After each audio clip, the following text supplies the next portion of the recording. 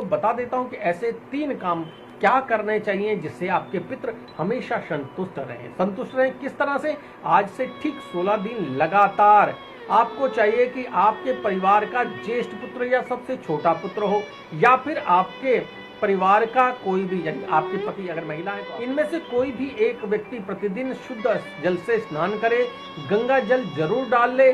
उसके पश्चात स्नान करने के बाद भगवान को मस्तक टेक कर उन्हें चाहिए कि सूर्य को जल अर्पण करें, और सूर्य को जब भी जल अर्पण करें उसमें थोड़े से काले तिल और हल्का सा दूध भी डाल ले। इसके साथ ही सूर्य को जल अर्पण करने से जल मिलता है, इसे हम बोलते हैं तिलांजलि।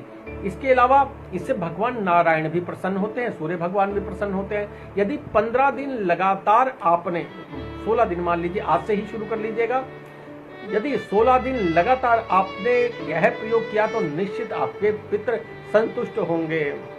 बड़ा सहज उपाय है, सभी को ये प्रयोग करना चाहिए।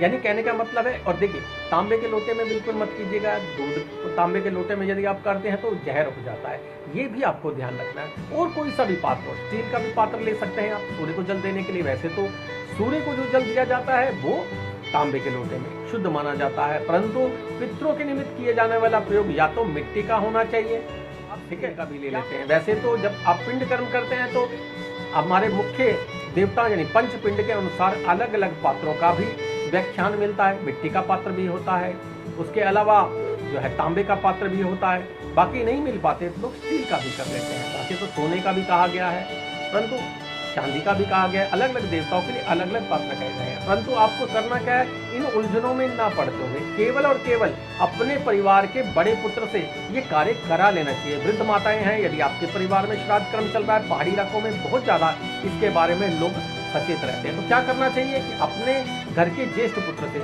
अभी भी आप करा सकते हैं। आज का दिन है, बड़ा सुंदर दिन है।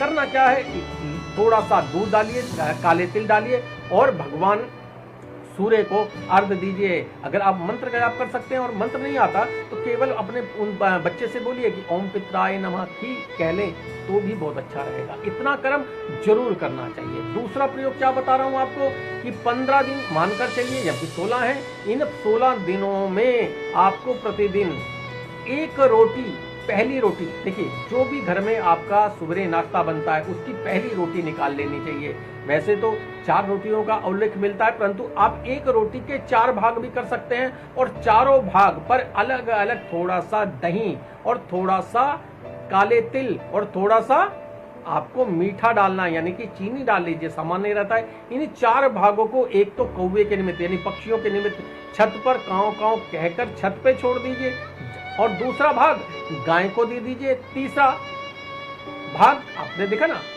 कुत्ते को देना है, और चौथा भाग अब ब्राह्मण के निमित्त। घर में शिवलिंग है, पारद का शिवलिंग है तो बड़ा अच्छी बात है। इस पर प्रतिदिन जल अर्पण कर रहे हैं, और अगर उसमें काले तिल मिला लेते हैं तो ये मान लीजिए इससे भी आपके पितृ संतुष्ट होंगे, निश्चित संतुष्ट होंगे।